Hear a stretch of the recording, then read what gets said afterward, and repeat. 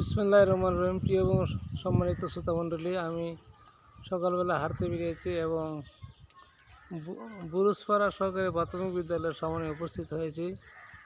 আমার সামনে বুরুজপাড়া সরকারি প্রাথমিক বিদ্যালয়। আমি স্কুলটির ভিডিও ধারণ করছি।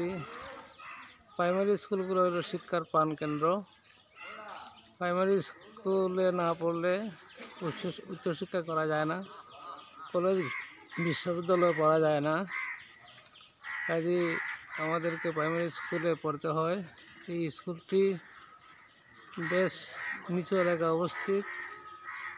সাম্প্রতিক বন্যায় কবলিত হয় নাই। আমি বাইনাচঙ্গের পশ্চিম দিকে দেখেছি। বাইনাচঙ্গের পশ্চিম দিকে আল্লাহর রহমতে কোনো বন্যা কবলিত হয় না। এই স্কুলটাও বন্যা কবলিত হয় নাই।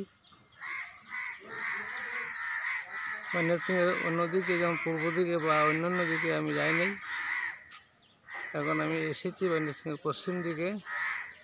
বাইনাচঙ্গের পশ্চিম দিকে অনেক স্থান দেখে আসছি, কোনো বন্যা কবলিত হয় নাই। আর এখন বুরুজপাড়া সরকারি প্রাথমিক বিদ্যালয়ে উপস্থিত হয়েছে এবং বুরুজপাড়া সরকারি প্রাথমিক বিদ্যালয়টিও বেশ নিচু স্থানে অবস্থিত, কিন্তু স্কুলটি বন্যা কবলিত হয় নাই।